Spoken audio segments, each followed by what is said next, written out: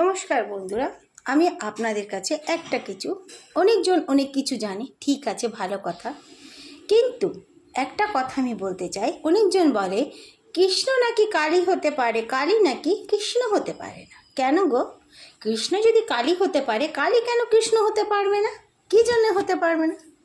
আদিশক্তি মাতাই তো ত্রিদেবকে আমাদের জন্যে, আমাদের দুনিয়ার ক্রিয়েটার যে হলো ত্রিদেবকে উৎপন্ন করেছিলেন, ব্রহ্মা বিষ্ণু মহেশ্বর।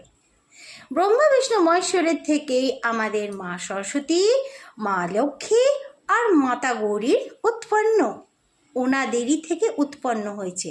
কেমনি করে উৎপন্ন হয়েছে? ব্রহ্মাজি তো মা সরস্বতীকে নিজের ওই নারী রূপ দিয়েছেন, শ্রী বিষ্ণু নিজের নারী রূপ দিয়েছেন ওই মা দুর্গাকে, আর ভোলে বাবার নারী রূপ হলো মা লক্ষ্মী, মা রাধা, সীতা মা। ভোলে বাবার রূপ হলো নারী রূপ।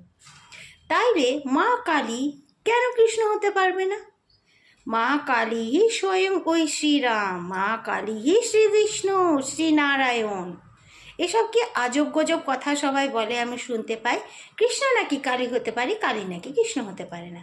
স্টপ দিস ননসেন্স, ঠিক আছে? মা কালীও যে কৃষ্ণই যে সেজেছে না, মা কালীও একটা দেবী মা হয়েছেন, কোনো এমনি সেমনি নয়। তাহলে এত মা কালীর পুজো পাশা কেন করো তোমরা?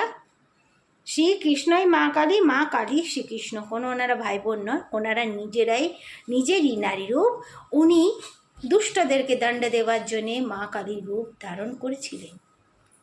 কি করে? মা দুর্গার থেকেই তো করেছিলেন।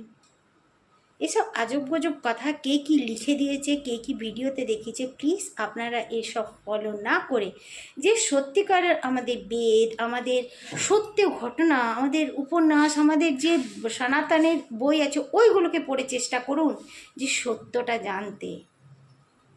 ভুল ভাল এইসব অনেক কিছু অনেকজন বলে।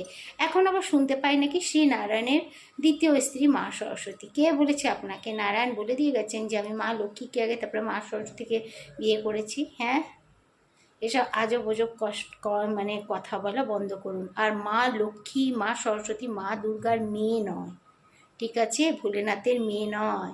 ভোলেনাথের 5টি মেয়ে, ওর মধ্যে অশোক সুন্দরী একটি মেয়ে, যে কি ভোলেনাথের খুব প্রিয় মেয়ে, ঠিক আছে? ওনার শিবলিঙ্গের সঙ্গে ওনার মেয়ে, ওনার গণেশজির, ওনার মা স্ত্রীর সবারই স্থান আছে।